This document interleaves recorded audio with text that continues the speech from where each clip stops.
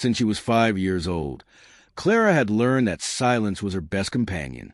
In that enormous boarding school, where the hallways echoed with disciplined footsteps and the tall windows let in only the permitted light, she moved like a shadow among the others. No one quite remembered when she had arrived, and perhaps that was her greatest skill, going unnoticed. At just 12 years old, Clara already knew more about loneliness than many adults could bear in a lifetime. Life at the school was marked by strict rules, precise schedules, and indifferent faces. The other girls came from wealthy families, with last names that weighed like crests, perfect ribbons in their hair, and shoes always polished. Clara, on the other hand, had worn the same uniform for years. The once white shirt now yellowed at the seams, the faded blue tie, and the skirt that no longer reached her knees. Still, she kept everything spotless, with the same care she gave her worn notebooks, which held more than notes. They held her hope. It was common to see her alone during breaks, sitting in a corner of the courtyard, a book open on her lap, her gaze lost in something no one else seemed to see. She didn't have friends, not by choice, but because it was easier for the others to pretend she didn't exist. Maybe it was more comfortable not to remember the orphan girl, who lived there but belonged to no one. When laughter echoed through the halls and classrooms, Clara heard it like voices from a world to which she had never been invited. Even so, she never complained. Not once. In class, even sitting in the back with her patched-up backpack and stubby pencils, Clara paid close attention to everything. She mentally answered the teacher's questions, wrote down every detail, and made sure her handwriting was neat, not to impress, but because she knew her notebook was her refuge. It was the one place she could still be seen, even if only by herself. The nights were long. While other girls whispered in nearby beds about weekend outings or the latest news from home, Clara wrote under the dim light of a lamp she had fixed herself. Her stories blended fantasy and longing. Castles, reunited families, girls who found their voices. It was her way of escaping the coldness of the school's walls, the indifferent looks from the staff, the aching absence of someone who might call her name with affection. She knew the sound of the principal's heels by heart, firm, precise, imposing, and the scent of the hallway leading to the music room, which she dreamed of entering someday. She also recognized the janitor, a quiet man with graying hair, who sometimes gave her a discreet nod when he saw her tidying up books alone in the library. Even he, however, seemed unsure what to say to that big-eyed, sad girl who tried to exist without bothering anyone. The principal rarely called her, and when she did, it was usually to remind her of some rule she hadn't broken, but still had to justify. Clara accepted it with her head down, eyes fixed on the polished floor, and returned to her world of silence and paper. Time at the school seemed frozen, as if life there moved at a different pace. But Clara, though forgotten, was not weak. There was a quiet strength in her, a persistent sweetness, a yearning to be seen not out of pity, but for who she truly was. And every day, without knowing it, she was building something invisible to others. Courage. Courage to get up, even without encouragement. Courage to learn, even without praise. Courage to be kind, even to those who ignored her. She was, above all, resilient. And despite the loneliness that pressed on her chest, Clara never stopped trying. In the library, among yellow pages, Clara imagined a different world. In the cafeteria, she ate slowly, as if savoring the hope of a future yet to come. And in every corner of that silent school, she left small marks of effort, of kindness, of presence. It was easy not to notice Clara.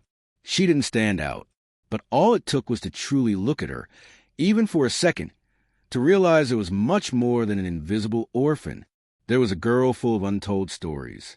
There was a soul quietly shining, waiting to be heard. If you've come this far, it's because you felt it too, because you saw what almost no one sees. So I ask you now, like this video and subscribe to the channel. Let's keep discovering what Clara's story still has to reveal. Santa Beatrice Boarding School was, at first glance, a palace disguised as a school. Everything there was overflowing with perfection, a cold, calculated, almost overwhelming perfection. The hallways were quiet as libraries, with floors so bright they reflected the faces of passers-by.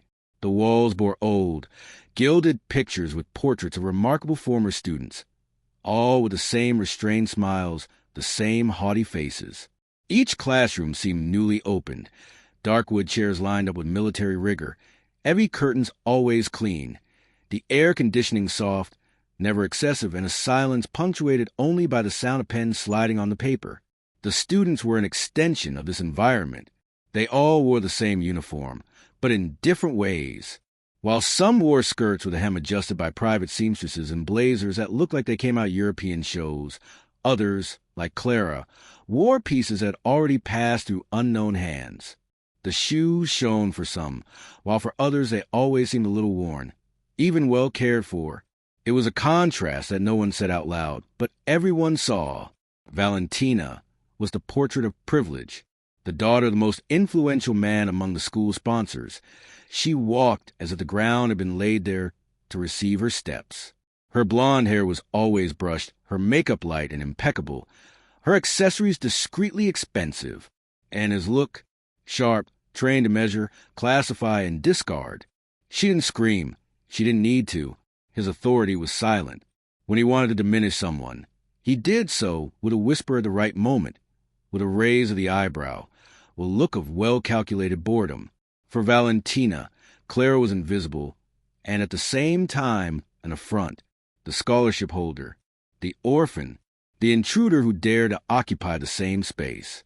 Clara noticed the looks, not only Valentina's, but all those that orbited around her, like faithful satellites. They never said anything directly. The prejudice there was elegant. They did not call Claire poor. They said in a low voice, "She is one of those who come by merit." Or they let out a poor thing loaded with poison disguised as pity. In the cafeteria, Clara sat alone. Sometimes some sympathetic employees smiled at her, but among the students, it was as if she did not exist. As he passed through the corridors, he heard muffled giggles. When she spoke in class, the other girls rolled their eyes, even when her answers were right. Perhaps precisely because of this, she was part of a small group of scholarship holders, all of whom were seen as a kind of social concession. They were allowed to be there, as long as they knew the place they occupied. No rule said that, but everything in school he made a point of remembering, from the invitations that didn't arrive, to the looks that crossed like blades. Valentina, in particular, seemed to take pleasure in reinforcing this invisible line between theirs and the others. Once, Clara showed up with a simple brooch, pinned to her uniform, an old gift from her grandmother with sentimental value. Valentina looked, smiled contemptuously, and commented, in a low but audible voice, "What a cute thing! It looks like a souvenir from a fair." The girls close to her laughed with that forced complicity of those who need to laugh to continue being accepted. Each day, Clara was put to the test, not because of academic challenges, but because of the constant tension of being in an environment that pushed her out even as she struggled to stay. There was a continuous humiliation that did not come with screams or pointed fingers, but with silences. When she entered a room, the subjects died. When I answered something right, no one reacted. When I got a high grade, they said it was luck or favoritism. But what really hurt was not the contempt. It was the way he was wrapped up in polite smiles and measured words, as if they were not to blame, as if she was too sensitive to notice, as if the problem was her, and not the system to which everyone was perfectly adapted. Clara did not complain. He also didn't try to please. He felt, inside, a mixture of indignation and shame that he struggled to hide. The whole school seemed to conspire to remind her, all the time, that she was only there for a loophole, a favor, an exception. But even when she felt overwhelmed by this feeling, she kept going, studied, watched. He did not react to provocations, but absorbed everything. And then, without planning, something happened. In any class, during a literary discussion, Clara made a comment that surprised even the teacher. She spoke with confidence, clarity, and a sensitivity that contrasted with the automatic tone of the other students. It was as if, suddenly, the room had stopped. The teacher praised her loudly, smiling, excited by the perception that Clara had shown. For the first time, her name echoed respectfully within those walls. The discomfort was immediate. Valentina's eyes burned. It wasn't envy. It was as if Clara had broken an invisible rule, a rule that said, "You can be here, but you can't shine." And the worst was yet to come. Because even without wanting to, Clara began to attract attention. The buzz started early that morning. Even before the first class, the employees came and went in an unusual hurry, carrying floor arrangements, lining white tablecloths on the tables in the main lobby, and polishing every detail that, on any other day, would already look impeccable. The principal passed through the corridors with firm steps and an attentive eye, giving low orders, but with an authority that made everyone move even faster. The students knew it was not an ordinary day. The Baroness came to the school.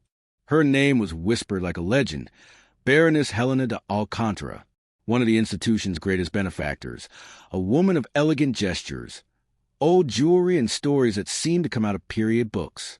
It was said that that morning she would bring with her a family heirloom, a necklace of blue, hand-cut sapphires, so bright that, even in soft light, they seemed to contain the night sky within each stone. Clara had heard of the Baroness, but she had never imagined that one day she would see her up close. To her, these aristocratic figures belonged to another world, a world as distant as it was unreachable. And yet, there she was, in that same school, witnessing that event that transformed the school into a gala setting. The students were instructed to wear the ceremony uniform, the long skirts, the well-pressed white socks, the navy blue bow perfectly aligned. At the time of the reception, they were all lined up like living statues in the central corridor. As the Baroness entered, a reverent silence filled the air. She walked lightly, as if she didn't touch the ground. She wore a pearly gray dress, discreet but impeccably cut. On the neck, the necklace, and it was impossible to look at anything else. The sapphires sparkled even in the dim light of the hall. It was no ordinary glow. It was something that mesmerized. Each stone seemed to tell an ancient secret, as if the necklace carried not only beauty, but memory. Clara, almost breathless, followed the Baroness's movements with her eyes fixed on the jewel. I had never seen anything so dazzling. It was not vanity. It was fascination, as if that necklace awakened in her something she herself did not understand, a mixture of admiration, curiosity, and a deep sense of not belonging. She didn't come closer. She kept her distance among the other students, quiet, respectful, trying to absorb the moment without attracting attention. But Valentina noticed. I always noticed. He turned slowly to Clara, with that crooked smile of someone who is fun humiliating.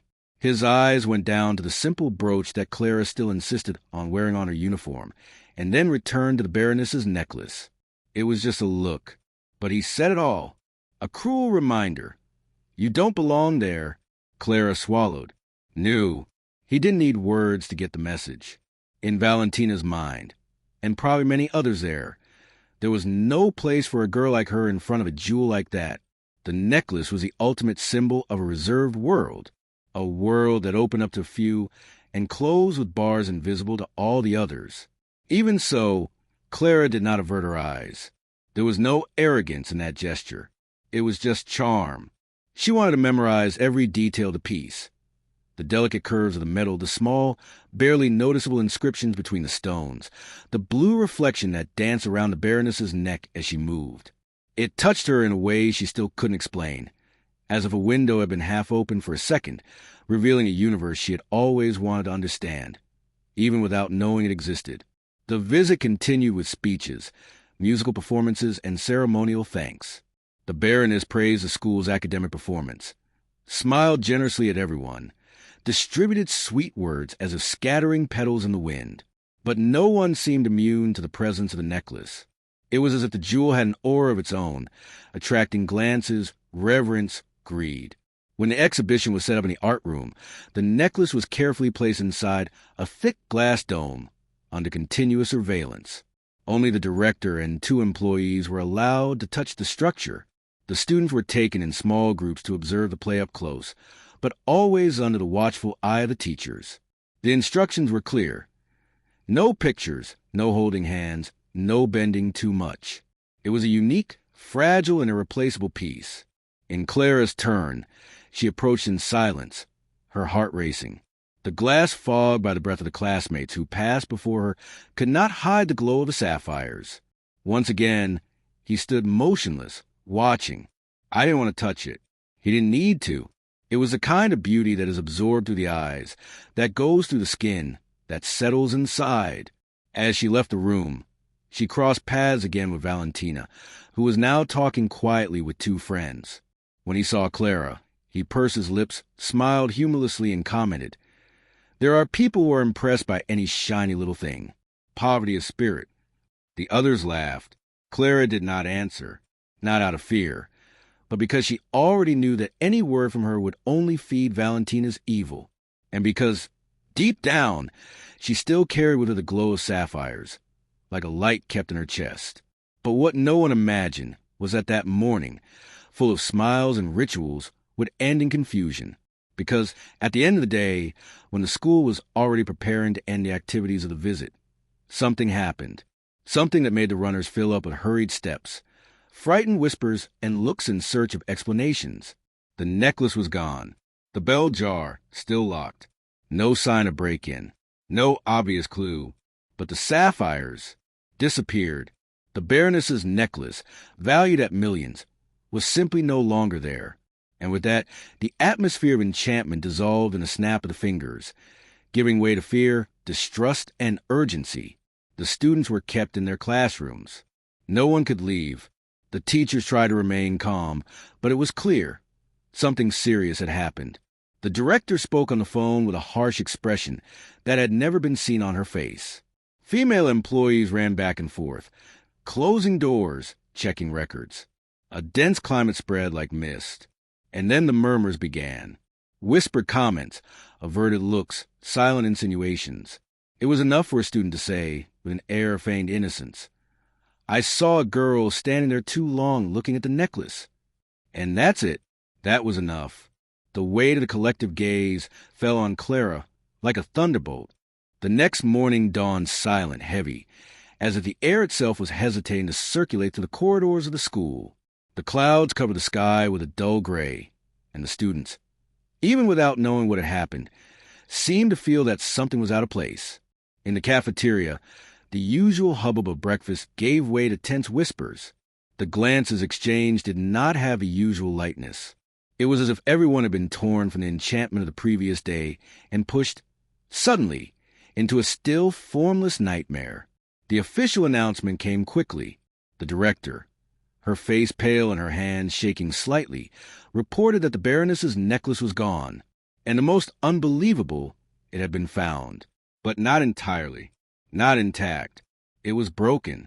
3 missing sapphires. The rest of the stones scattered, the gold clasp twisted, as if it had been torn off in a hurry. A crime, they said, a shame for the institution. And to everyone's horror, the mutilated necklace had been found in the most unlikely place of all, Clara's room. The name echoed like a shrapnel. Clara, first in a tone of shock, then in sighs interspersed with contempt, then in muffled laughter, and then finally in screams. The principal broke into the dormitory with 2 employees and an inspector. The other students followed from a distance, squeezing into the hallway, eager for any sordid detail. When the wooden box lined with blue velvet was erected in the center of the room, with the broken sapphires still there, everyone knew there was no turning back. Clara had woken up minutes before, with her eyes still sleepy and her heart light because of what she had felt the day before. But everything collapsed as soon as the door was opened and the principal came in screaming his name. She didn't understand right away. I only saw the hard faces, the brusque gestures, the hands that pulled drawers, lifted the mattress, turned over their folded clothes. And then he saw the box, the necklace, or what was left of it. No, that's not possible, she whispered, approaching cautiously, as if it was enough to get closer for everything to make sense. But he did nothing. The necklace couldn't be there. She had never touched him. He had never even approached the bell jar. She knew the rules. She knew the value. She knew the distance between herself and anything that belonged to that world of luxury and prestige. And now, there in her own bed, with the fragments of the jewel she had admired with such purity in her eyes, the principal was upset. "How could you?" he shouted, his voice cutting. How did he have the audacity to touch what didn't even concern him? Her eyes sparkled with a mixture of disappointment and fury, as if she had been personally betrayed. The employees shook their heads in disgust. The inspector wrote something down on a clipboard, and the students looked at them as if they were watching a grotesque spectacle, some gaping, others with discreet smiles, barely disguised. Clara tried to speak. He tried to put his words in order, but no sentence seemed to be enough to break through that wall of judgment. "I didn't do that," he said. "I swear I didn't touch it." But no one listened. The words dripped into the air and were lost among the whispers and muffled laughter. Someone said, "I knew she was weird." Another commented, "The hunger to shine does horrible things." And Valentina, standing at the end of the corridor, with her arms crossed and an expression of nauseating superiority, just watched, without saying anything. But in her eyes there was something crueler than any words: satisfaction. The humiliation spread like poison. Clara was taken out of the dormitory under the eyes of the entire school, barefoot, her hair still undone from the night, with her pajamas crumpled and her eyes full of tears that she tried to hold, without success. Every step was a wound, each look a knife. No one wanted to know the truth. Nobody wanted to hear it. It was enough for the necklace to have been found there. Suspicion was enough. It was enough for her to be... Who was it? In the boardroom, Clara sat alone for more than an hour. The voices outside came and went. The phone rang nonstop. Words like expulsion, authorities, reputation flew through the air. Her heart was beating so fast that it seemed to want to run away from her chest. She relived every second of the previous day, trying to find some moment, any gesture that explained it. But there wasn't. Nothing. She remembered Valentina's look, of the slanted smile, the way she always appeared behind the curtains of Clara's life, pulling the threads with invisible hands. But thinking was not enough. To accuse was useless. No one would listen to her. The principal entered, stared at Clara with eyes of ice, and said only, "This will be solved.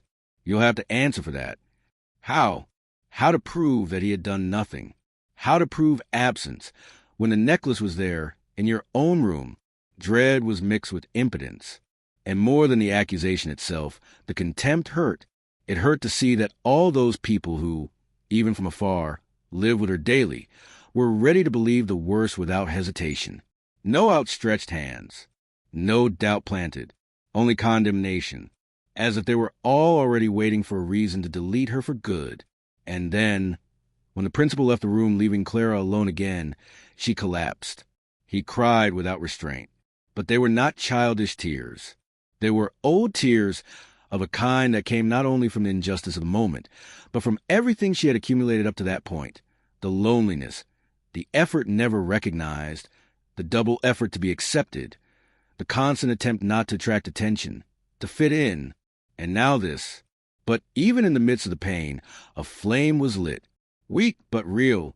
Clara knew she hadn't done that. And if the necklace was in your room, someone put it there. Someone set everything up. And this person, where was he now? Where would she be at that exact moment when everyone was pointing at her? Anger, mixed with pain, began to take shape. Clara didn't just want to prove her innocence. She wanted the truth. He wanted justice. She wanted everyone to see what she saw clearly now, that something much bigger was happening. Something planned. Something perverse. And she couldn't stand still. But how to find answers when everyone had already closed their eyes? Someone needed to listen. Someone needed to see what no one was seeing yet. And while Clara stood up slowly, wiping her tears with the back of her hand, not yet knowing where to start, outside the school continued to function. Classes resumed. The students laughed in the corridors, as if it was all just a fun rumor. The routine continued. But deep down, everything had changed. And someone very close, I was watching everything carefully. The door to the principal's office closes with a bang that makes Clara shudder. The sound echoes like a sentence.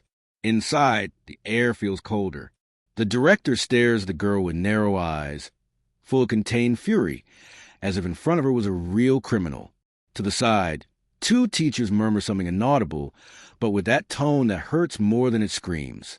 And then comes the voice that cuts like a blade. "Do you have anything to say before I call the police?" Clara swallows. Hands tremble. She tries to speak, but her throat feels sealed inside. Fear blocks words. When he finally manages to let out his voice, all that comes out is a trembling thread of despair. I didn't do that. I swear." The principal takes a step forward, placing the broken necklace on the table, as if showing irrefutable proof. The jewel's brilliance contrasts with Clara's pale, tear-soaked face. "We found this hidden in the back of your closet. And do you want me to believe that it was a mistake?" Clara shakes her head, desperate. She wants to explain. She wants to say that she doesn't know how it got there, that someone must have put on purpose. But the words lose strength before the merciless gaze of the Baroness, who appears in the room at that moment. She enters with determined steps, a cloak of disappointment hanging over her shoulders. His gaze, once affectionate, is now cold as marble. "I never imagined you'd be capable, Clara. I feel ashamed that I trusted you." These words hurt more than any accusation. They're like knives driven one by one, without haste. Clara's face contorts in agony. She holds out her hands as if begging for mercy, for a chance to be truly heard. But the silence that comes in response is more deafening than screaming. The silence that condemns. The director takes a deep breath, crosses her arms, and says, "We have two options. Or you admit what you did, and we resolve it internally, or we will take the case to the authorities. You may end up on file. Clara, pray." That word weighs in the air. Pray. She is only 14 years old. And now she is there, being treated as a thief, as someone who betrayed everyone's trust. Teachers who once greeted her with smiles now watch her from afar, with eyes full of disdain. One of the school officials, the same one who had once offered her cookies, turns his face away at the sight of her. Rejection is like an icy rain falling on your trembling body. Clara tries to breathe, tries to explain again, but all that comes out is another sob. She feels her legs wobbly, as if she could no longer support her own body. She sits in the chair, small in front of everyone. The necklace was still there, on the table, gleaming as if mocking her pain. "I'm not a thief," she repeats quietly, almost to herself, hoping that anyone will believe it. But no one says anything. Outside, she can still hear, muffled by the walls, the laughter of the students in the hallway. Cruel, noisy, mocking laughter. One of them shouts, "You've already taken what you wanted, huh, little thief?" Others laugh louder. Clara closes her eyes and feels her face burn. The shame is so intense that it seems to burn your skin. There is nowhere to hide, no place to shrink and disappear. The principal knocks the table, drawing Clara's attention, who cowers in fear. "You'd better think very carefully about what you're going to say now. This can define your future." Future. That word, spoken in that tone, sounds like a grim warning. What future can be left when everyone has condemned you? The Baroness remains silent, but her gaze, now dark and distant, says it all. She doesn't believe in her anymore, and that's what hurts the most. Even worse than the threats, than the fear of being taken away by the police. Clara wanted to scream, to ask them to go back in time, to prove their innocence in some way.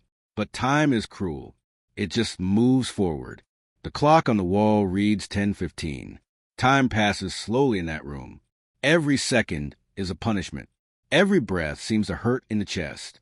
And even so, Clara tries one more time. "Someone put that in there? I know I do. I didn't do anything. Please believe me." The director sees her, as if that plea were just a game of manipulation, a desperate attempt to escape guilt. There is no longer room for empathy. "Do you have proof?" This question is like a trap. Clara knows that it is not. It has no cameras. There are no witnesses. You only have your word, and that there is worth nothing. She lowers her head. The tears flow again, silently. It is a cry without screams, without noise, just an overflow of the soul, crushed by the weight of injustice. The atmosphere in the room is suffocating. The tension spreads like smoke. Nobody moves. No one blinks. It's as if everyone is waiting for the moment when she will give in which he will admit something he did not do. But Clara will not give in. It cannot, because deep down he still believes that someone, a single person, can see the truth. And then, for a moment, his gaze meets the Baroness's. And there, even in the coldness of that rigid countenance, there is a doubt, a flash, a trail of uncertainty that can be the crack through which hope will re-enter. Clara takes a deep breath. Her heart still beats fast, but she lifts her face. She decides that, even with fear, even with everything against her, she will not stop fighting. Because being accused is painful, but to be forgotten, it's even worse. And at that moment, a slight noise outside draws attention. A whisper, hurried steps in the hallway. The director frowns. The Baroness turns around. Someone seems to approach the door. The air tense again. What's about to happen? It can change everything. The handle turns slowly. All eyes turn to the door, which creaks as it opens. For a moment, no one breathes. And then he appears. Shy steps, worn clothes, old cap on his head. The janitor. That man who walked every day through the corridors without anyone noticing him. Who cleaned the bathrooms while the students laughed. That he carried heavy buckets while the teachers passed by in a hurry, not even saying good morning to him. He enters slowly, with his head half down, almost apologizing for interrupting. He carries a small pen drive in his hands, stuck between his calloused fingers. The principal looks at him impatiently. Yes. We are in the middle of something important, Mr. Joachim. The Baroness remains silent, but raises an eyebrow curiously. Clara, not understanding, tries to wipe away her tears, looking on that gentleman's face for some clue, anything that indicates why he is there. But Mr. Joachim does not look at her. Not yet. He takes 2 more steps forward, clears his throat, and says in a low, slightly trembling voice, I'm sorry to interrupt, but I think I have one thing that can help. The director crosses her arms, visibly impatient. Help with what exactly? He then holds up the pen drive as if it were a sacred object, and for the first time, he looks directly at Clara. And in this look, there is something different. It is not judgment. It's not a pity. It is as if he were saying in silence, I saw. Yesterday, while I was finishing cleaning the main hallway, I noticed some strange noises near the girls' closet. It was at night after school was over. I was suspicious, and I remembered the camera. The principal frowns. Camera? What camera?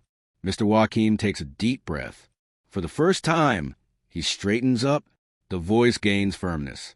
For a few weeks, I've been trying to catch a rat that has been making holes in the baseboards.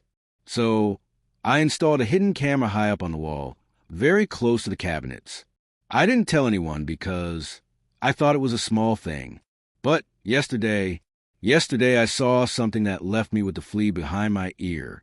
And this morning, when I heard about the accusation against the girl, I went to review the images. The room, which was already silent, now plunges into a new kind of tension. The principal approaches slowly, as if she still doesn't know if she should pay attention to what she hears. The Baroness takes a step forward, now with a more attentive countenance. Did you bring the images? She asks firmly. The janitor shakes his head. They're here. He extends a flash drive, and the principal takes it with some reluctance, walks to the computer in the room, plugs in the device. Everyone approaches, curious, anxious. Less clear, she is still there, huddled together, as if she did not allow herself to believe that anything could change. But deep down, the heart starts beating in a different way. A timid, fragile, but alive hope. The screen lights up. A video starts playing. Black and white images, kind of grainy. The deserted corridor. The clock in the corner reads 9:47 p.m. Everything calm. And then a silhouette appears in the image. Small, rapid, long hair. A student. The director widens her eyes. The Baroness leans forward. Clara gets up slowly, without breathing. In the recording, the girl approaches the closet. She is alone. Look to the sides. And then, carefully, he opens Clara's door. He grabs something from his coat pocket, a small package, and puts it in there. Then he closes the closet, turns around and walks away, walking quickly. He doesn't look back. Nobody says a word. The silence that settles now is not one of condemnation. It's shocking, of incredulity. The director puts her hand to her mouth, mutes. The Baroness closes her eyes for a moment, as if digesting what she had just seen. The previously rigid face begins to unravel. A breath of guilt arises. Clara, standing next to the chair, feels her legs weaken again, but this time for a completely different reason. The janitor says nothing. He just folds his hands behind his back and waits, as he always did. He waited silently for recognition, for respect, for a look that said, "You matter." And in that instant, he's the only one in the room who doesn't seem surprised, because deep down he always saw what others ignored. The principal tries to regain control of the situation. Who is this student? Can we identify it? But the Baroness already knows. She recognizes the posture, the hair, even the way she walks. And his face hardens again, this time with another kind of anger, a restrained fury, which turns to another target. Clara, wide-eyed, looks at the janitor. And finally, he looks back. I smile with my eyes. A shy smile, but full of meaning. She opens her mouth to say something, but finds no words.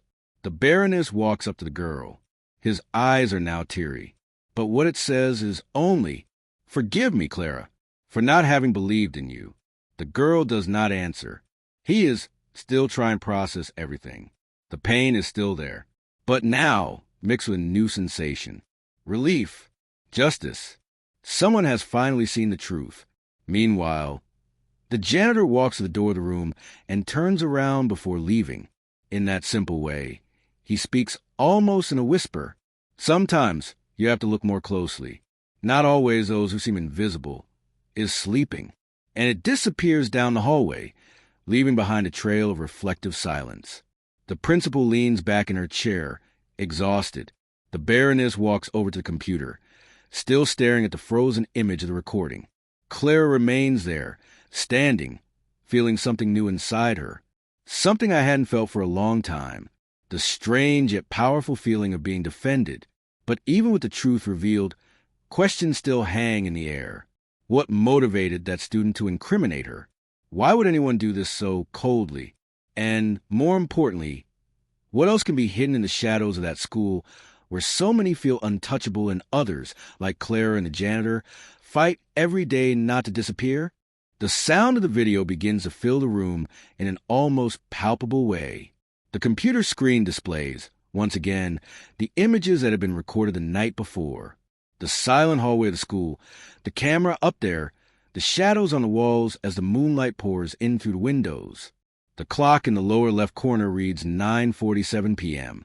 The images are shaky, but sharp enough for what it needs to show.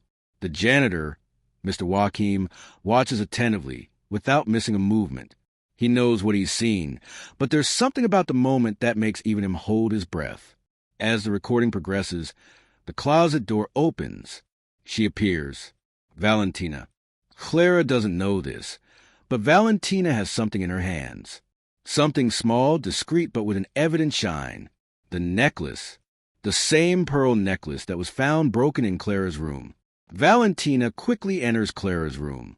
The movement is so fast, so agile, that for a moment the janitor thinks the camera didn't catch it right.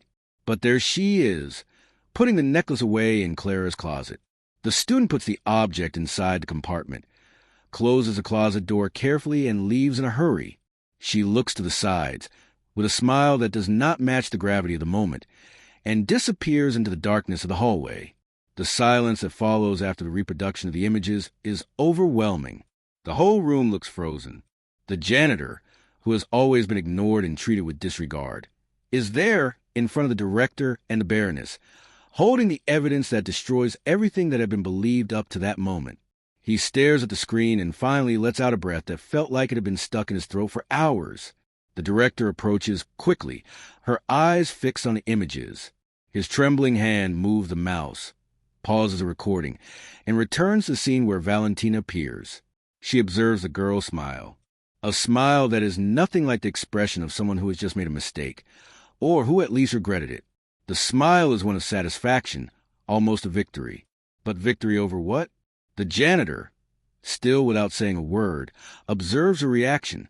He doesn't need to say anything else. The images speak for themselves. He knew that that moment, when the truth was finally exposed, would change everything. But the weight of what was happening still seemed incomprehensible to everyone there. The Baroness rises from her chair abruptly, and her gaze, which was previously empty of feelings, now carries a weight of regret. She looks at the screen, in shock, and then at the janitor. The shame in their eyes is visible. How did she not notice? How could you not see? Clara, the girl she had treated with so much contempt, with so much judgment, was being wronged by a lie so vile and carefully put together by someone so close to her. The principal tries to keep her composure, but the pain of humiliation begins to overflow. She looks at the janitor with an expression of incredulity. Her words come out hesitantly, as if she's trying to make sense of the chaos that now engulfs her. How? How is this possible? She mutters, her voice cracking. The janitor steps forward, still maintaining the calm that has always characterized him, and responds with the same simplicity he used when doing his daily work. Sometimes what we need to see is right in front of us, but we prefer not to look. No one paid attention because no one wanted to see it. But I saw it. I saw what happened, and now it's here. The director lets out a long sigh. She doesn't know what to do. The truth is exposed, but what to do with it? How to fix the image that was created, the false accusation, the planted lie? And, most importantly, what will the school do now that it knows what happened? What will become of Valentina, her position, her protection within that school that seemed to be a sanctuary for her mistakes? Clara, who until that moment was silent, now feels a whirlwind inside her. The pain is still there, but the truth, which seemed distant and unattainable, begins to materialize before his eyes. She looks at the headmistress, then the janitor, and in a sigh, finally finds her voice. I didn't know what was happening, but I knew I didn't do anything. I swear I didn't steal anything. The director, touched by the sincerity of Clara's gaze, feels her words cutting deeper than anything she has ever experienced. She feels a pain in her chest, a pain that comes from guilt, shame, the weight of what the school and she herself allowed to happen. But she knows she can't go back. What is done. However, what can still be done is to correct it. And that will be what she will have to face now. And while everyone digests what has just been revealed, the janitor, with his simple way, without seeking recognition, already begins to move away. He doesn't make a point of being at the center of this story. He just fulfilled his role, as he always did. He didn't want to be a hero. He just wanted the truth to be seen. The silence in the room extends. The tension is still in the air, heavy, loaded with uncertainty. Everyone knows that this moment will change the course of everything. And although the truth has been revealed, what will come next is a question that no one yet knows how to answer. Clara feels a mixture of emotions. The pain of injustice and fear that she experienced is still very recent. But at the same time, there's a sense of relief. That burden had weighed on her for days, weeks. She knew that at some point, the truth would come out. But he never imagined it would come in such an unexpected way. Now, she just has to wait. Wait and see what will happen. But one thing is certain. The weight of the lie has finally been torn off his back. Justice, although late, has finally arrived. And as everyone there begins to reflect on what has just happened, a new dilemma arises. What will be done with Valentina? Will she be just another student to be forgiven for a mistake? Or will the school take a firm stand now that the truth is clear? The main room of the school was filled with a tense, almost palpable silence. Everyone, teachers, staff, and students, crowded there, not knowing exactly what to expect. The atmosphere, what had always been full of laughter and relaxed conversation, was now charged with uncomfortable expectation. Each person felt the weight of the situation, but no one dared to break the silence. The director, with a serious countenance, pointed to the screen that lit up before them. The video began to be shown. Clara was there in the center of the room, with her eyes fixed on the screen. Every second seemed to drag on, as if time had slowed down. She felt her heart tighten, her hands sweaty. But at the same time, there was a growing hope, a subtle relief that came deep in her chest. She knew that the truth was about to come out, and that, as painful as it was what she wanted most. The pain of being wrongly accused was about to be lifted from her shoulders, and that was already an immense relief. The video began with the sound of the camera clicking, soon followed by the view of the dark hallway. Every movement was sharp, every gesture captured with precision. The image of Valentina entering Clara's room, with a furtive gesture, was now an irrefutable fact. The school watched in silence, as if time had stopped there. There was no more room for doubt, no more justifications for the judgments that had been made. Clara felt her eyes teary. Tears began to flow down his face, not of pain, but of relief. She already knew that the truth would come out, but seeing it happening before her eyes was an experience that touched her deeply. The words of defense she had tried to articulate in the last few hours now seemed to be words from the distant past, a time when no one listened to her. But now it was different. What she felt, what she had experienced, was being validated by everyone. Valentina was at the front of the room, like a spectator who could no longer hide her guilt. She stared at the screen, trying to look away, but it was impossible to escape the evidence. That smile, that behavior that everyone had ignored, was there, exposed in front of everyone. She tried to deny it. She tried to affirm that everything was nothing more than invention, a lie. But her denial was weak, vacillating, and did not have a desired effect. Clara looked at her, and for a moment their eyes crossed. Valentina didn't have the courage to face her. It was as if the lies she constructed crumbled in a matter of seconds, and at the same time, Clara felt something new forming inside her, a feeling of victory, but not a bitter victory. There was no pleasure in what she was seeing, no anger, just a great feeling that, finally, justice was being done.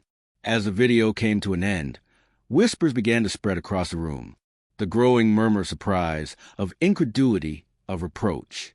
The school, which had previously seemed to be divided, was now united in a single thought. Clara was not guilty. Clara, the girl whom many had ignored, whom everyone had judged, was finally being recognized as innocent. But what did that mean to her? What would happen to your life from that moment on? The principal slowly stood up, the weight of responsibility on her shoulders. She looked at Clara, and the words seemed to come from a deep place, full of regret. "Clara," she said, her voice firm but with a hint of sadness, "this shouldn't have happened. I made a serious mistake, and I apologize. The injustice you suffered has no explanation. We will correct everything that was done wrong." Clara, still with her eyes full of tears, could not say anything.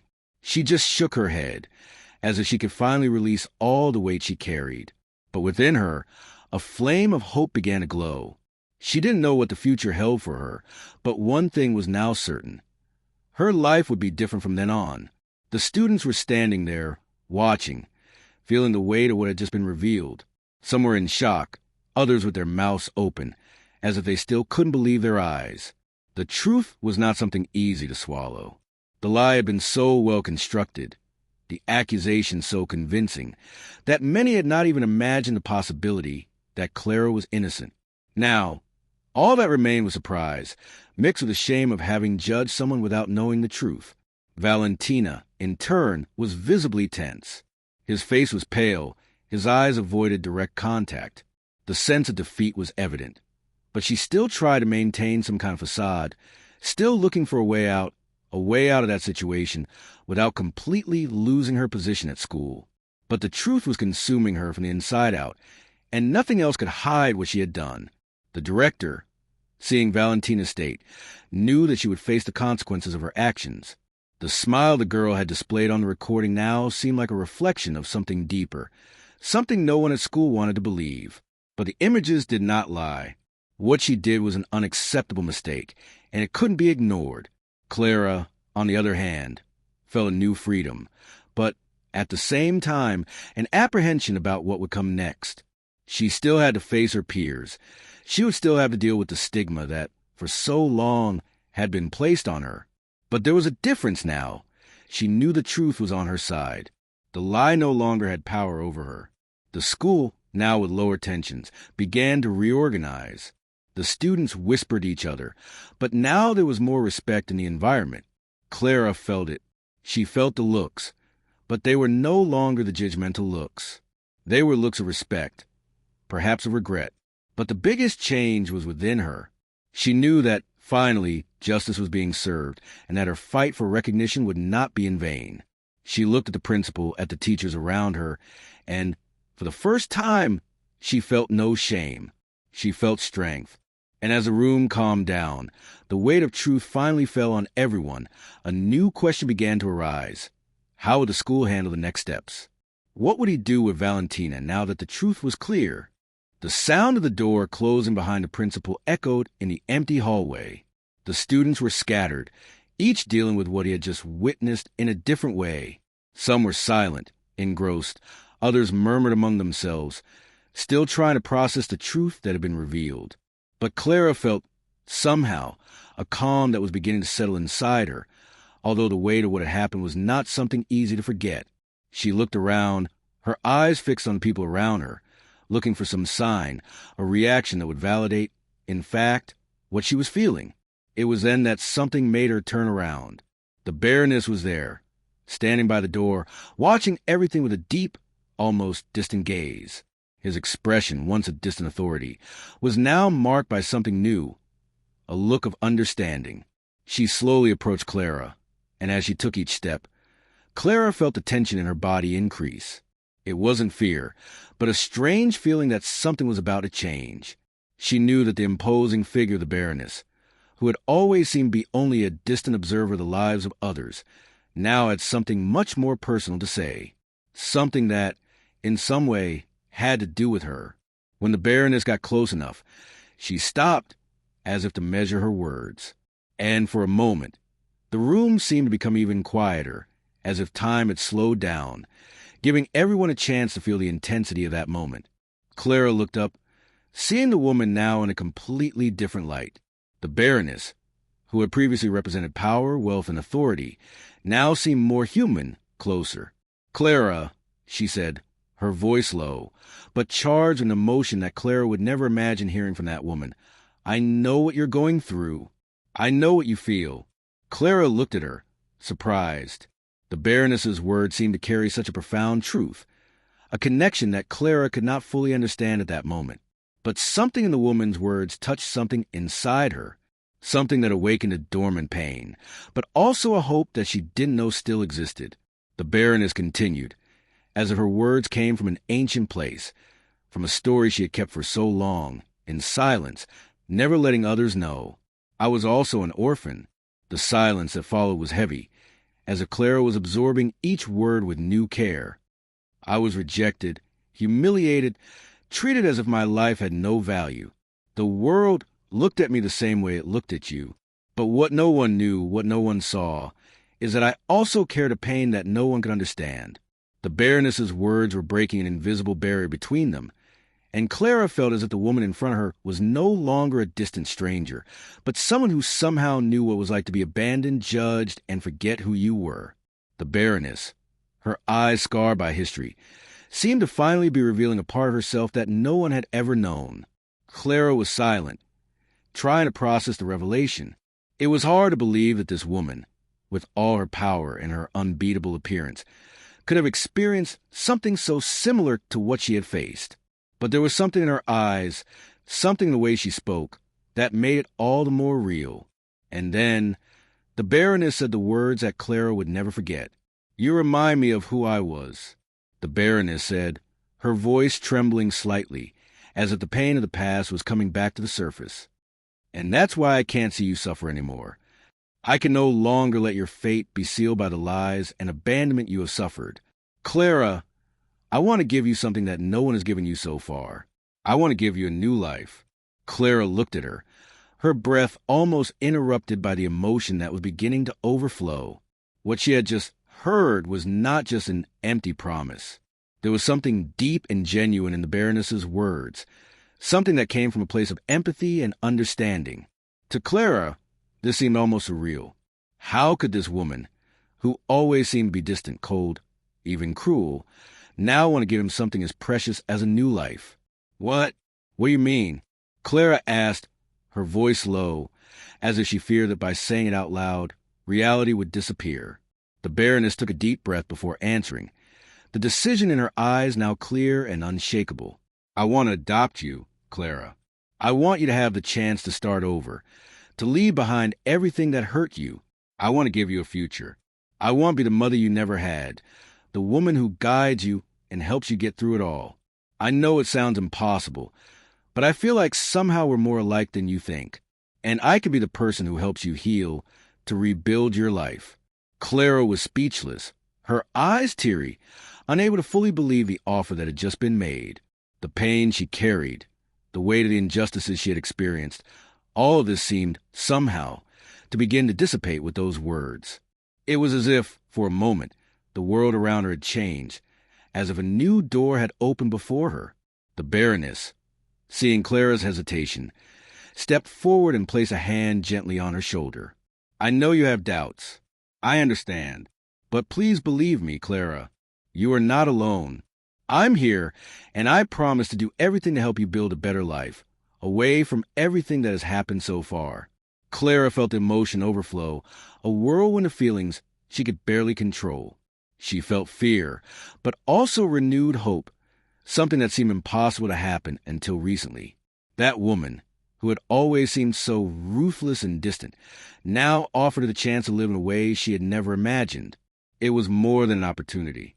It was a chance to rebuild his life, to rewrite his history.